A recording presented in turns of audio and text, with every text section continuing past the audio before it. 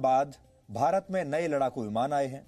ये एक भारत में आया बहुत बड़ा बदलाव है। और 34 वर्षों के बाद भारत में नई शिक्षा नीति की घोषणा की गई है। यानी भारत में आज दो बहुत बड़े बदलाव हुए हैं। इसलिए रफाल के बाद अब हम नई शिक्षा नीति की बात करेंगे। कहते हैं जब किसी देश में कोई बड़ा बदलाव करना हो तो सबसे पहले उसकी शिक्षा नीति को बदलना चाहिए, और आज इसकी शुरुआत हो गई है। भारत सरकार के मानव संसाधन विकास मंत्रालय ने आज इस नई शिक्षा नीति की घोषणा की है। इसलिए आज हम आप सबको बताएंगे कि इससे देश के तमाम छात्रों, उनके परिवार और उनके माता पिता के जीवन में अब क्या क्या बदलाव आने वाले हैं। अगर आप छात्र हैं या किसी छात्र के माता पिता हैं तो आपको ये सारी जानकारियां बहुत ध्यान से सुननी चाहिए, और अगर आप चाहें तो नोट भी कर सकते हैं। तो अब आपको बड़े बड़े बदलाव बताते हैं।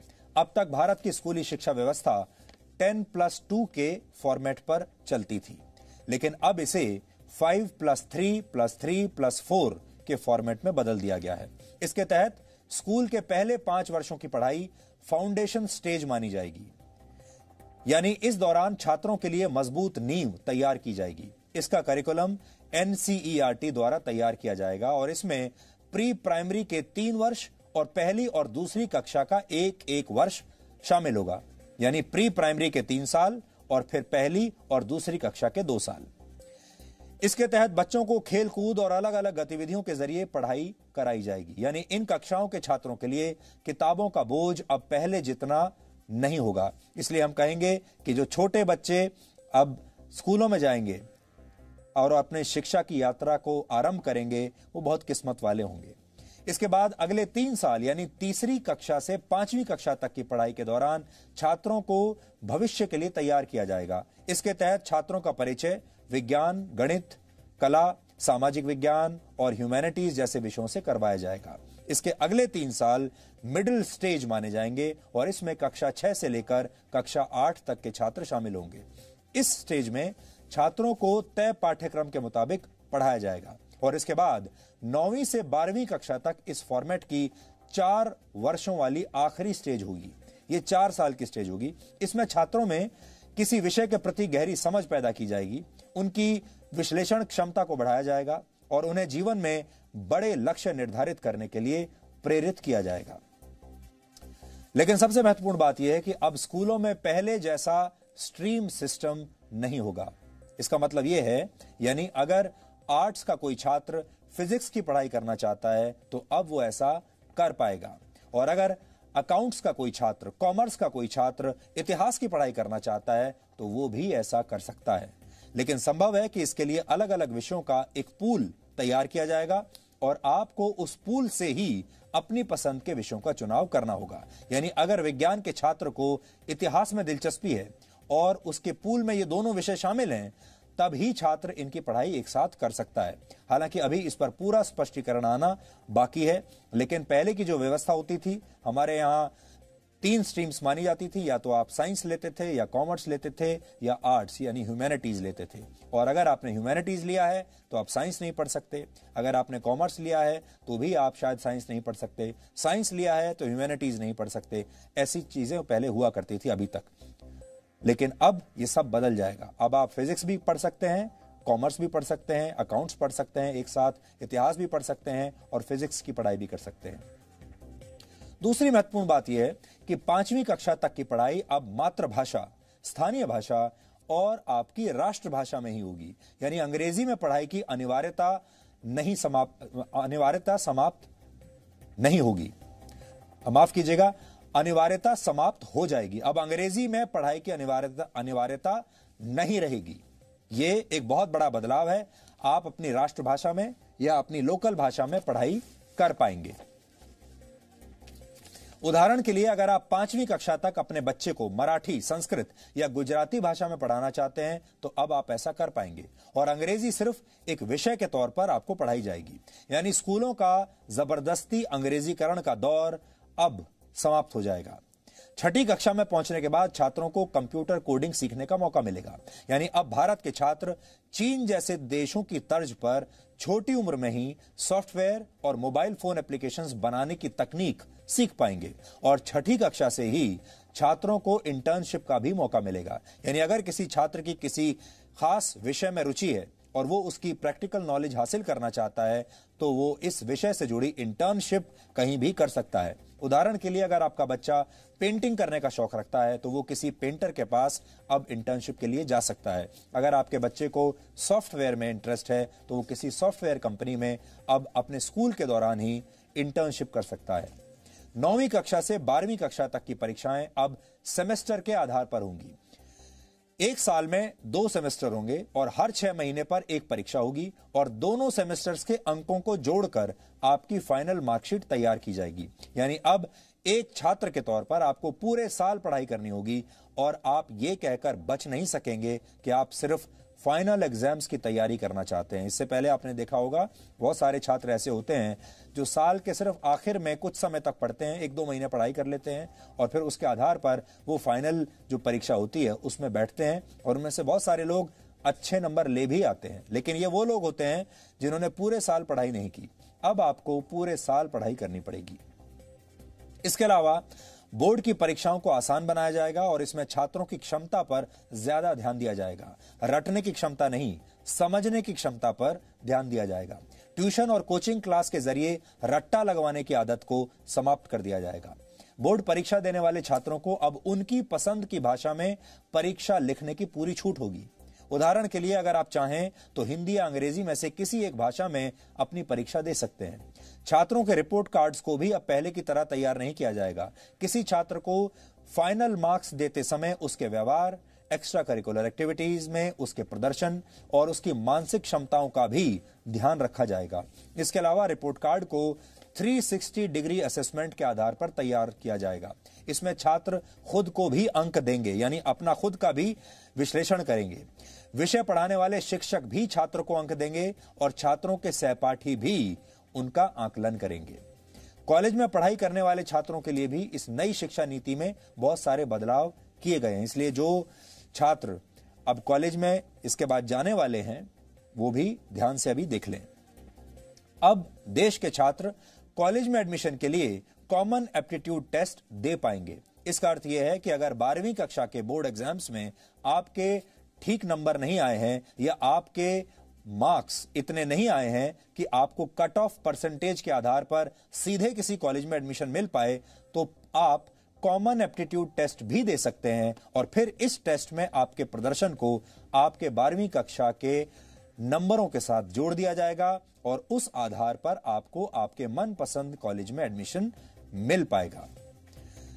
ग्रेजुएशन की पढ़ाई को 3 और 4 वर्षों के कोर्स ड्यूरेशन में अब बांट दिया जाएगा। पहले अगर आप कॉलेज की पढ़ाई बीच में ही छोड़ देते थे तो आपको ग्रेजुएशन की डिग्री नहीं मिलती थी। या तो आप पूरी पढ़ाई कीजिए और या बिल्कुल मत कीजिए। लेकिन नई शिक्षा नीति लागू होने के बाद अगर आप 1 साल के बाद कॉलेज छोड़ देते हैं तो आपको सर्टिफिकेट दिया जाएगा। ये आपका सर्टिफिकेट कोर्स माना जाएगा। अगर आपने कॉलेज का फर्स्ट ईयर कंप्लीट कर लिया और उसके बाद पढ़ाई छोड़ दी तो आपको सर्टिफिकेट कोर्स का सर्टिफिकेट मिलेगा। इसी तरह अगर आप सेकेंड ईयर पास करने के बाद 2 साल के बाद पढ़ाई छोड़ देते हैं तो आपको डिप्लोमा दिया जाएगा और अगर आप थर्ड ईयर यानी 3 साल की पढ़ाई पूरी कर लेते हैं तो आपको बैचलर्स डिग्री दी जाएगी और अगर आप 4 साल का कोर्स करके बैचलर्स डिग्री लेना चाहते हैं तो आपको रिसर्च के सर्टिफिकेट के साथ ये डिग्री मिलेगी। इससे उन छात्रों को बहुत फायदा होगा जो कॉलेज के दौरान किसी प्रोजेक्ट पर काम कर चुके हैं। 4 वर्ष के इस कोर्स में स्कूल के छात्रों की तरह कॉलेज के छात्र भी अलग अलग विषयों की पढ़ाई एक साथ कर पाएंगे। इस व्यवस्था को मल्टी एंट्री और मल्टी एग्जिट वाली व्यवस्था कहा जाता है। यानी छात्र जब जिस विषय की पढ़ाई करना चाहेंगे तो वो ऐसा कर सकेंगे और जब वो ये पढ़ाई छोड़ना भी चाहेंगे तो ये काम भी आसानी से कर सकेंगे। इसीलिए इसे मल्टी एंट्री और मल्टी एग्जिट कहा गया है। आप जब चाहे एंट्री ले सकते हैं और एग्जिट भी कर सकते हैं जब चाहें। इसके अलावा एक एकेडमिक बैंक ऑफ क्रेडिट बनाया जाएगा। इसके तहत अगर आप एक से ज्यादा कोर्स एक साथ करना चाहते हैं तो आप ऐसा कर पाएंगे और जिस कोर्स को आप जहां तक कंप्लीट करेंगे उसके अंक इस क्रेडिट बैंक में जमा हो जाएंगे और फिर जब आप फाइनल डिग्री के लिए कोई कोर्स करेंगे तो उस क्रेडिट को इसमें जोड़ दिया जाएगा। यह पूरी व्यवस्था पूरी तरह से डिजिटल होगी, ऑनलाइन होगी। मानव संसाधन विकास मंत्री रमेश पोखरियाल निशंक और उनकी टीम ने इस नई शिक्षा नीति पर आज क्या कहा, यह भी आज आपको सुन लेना चाहिए। कि पूरी दुनिया में शायद इससे बड़ा परामर्श, विचार विमर्श कभी नहीं हुआ होगा। इतना बड़ा नवाचार ये दुनिया के लिए एक उदाहरण है, जब किसी नीति पर देश के कोने कोने से, अभिभावकों से, छात्रों से, अध्यापकों से, विशेषज्ञों से, शिक्षाविदों से, राजनीतिज्ञों से, जनप्रतिनिधियों से और यहां तक कि 1,25,000 ग्राम समितियों से विचार विमर्श किया गया हो। यह बेहद महत्वपूर्ण है क्योंकि 34 साल से शिक्षा नीति में परिवर्तन नहीं हुआ था और इसलिए आज का ये जो परिवर्तन है और जो नई शिक्षा नीतियां है, मुझे विश्वास है कि पूरा समाज और सभी देशवासी इसका स्वागत करेंगे और दुनिया के शिक्षाविद भी इसको निश्चित रूप से सराहना करेंगे।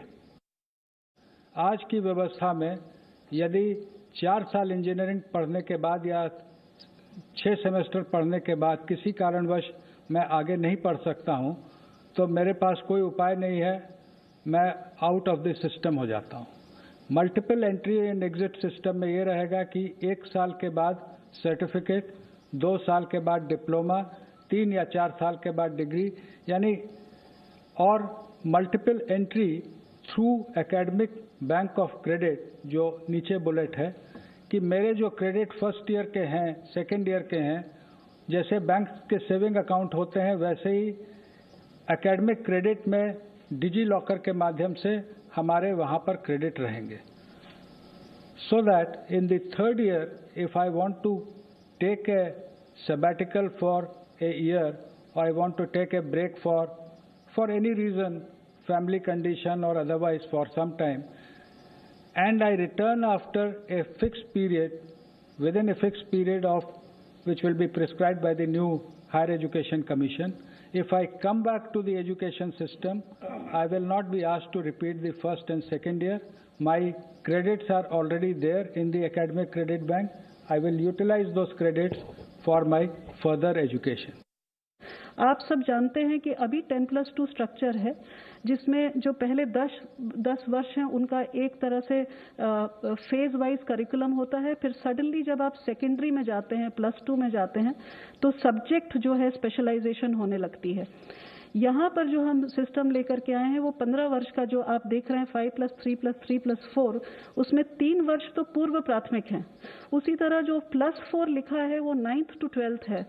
इसमें भी जैसा कि सर कह रहे थे, जैसा हायर एजुकेशन में है, कोई स्ट्रीम्स नहीं है, मल्टी डिसिप्लिनरी होगा। अगर बच्चा फिजिक्स के साथ, जैसा सर ने कहा, फैशन स्टडीज लेना चाहे, बेकरी कन्फेक्शनरी कुछ पढ़ना चाहे केमिस्ट्री के साथ, इट विल बी परमिटेड।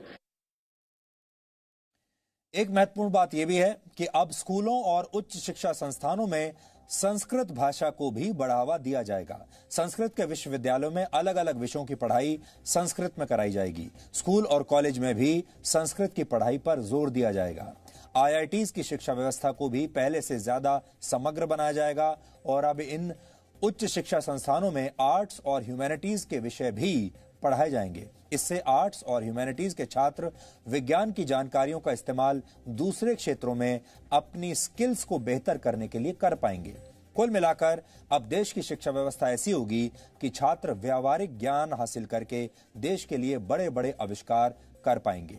संगीत, कला और साहित्य को देश के हर कॉलेज में पढ़ाया जाएगा। और अब उन पेरेंट्स को और छात्रों के लिए भी एक महत्वपूर्ण जानकारी है जो स्कूल और कॉलेज की फीस को लेकर हमेशा चिंतित रहते हैं।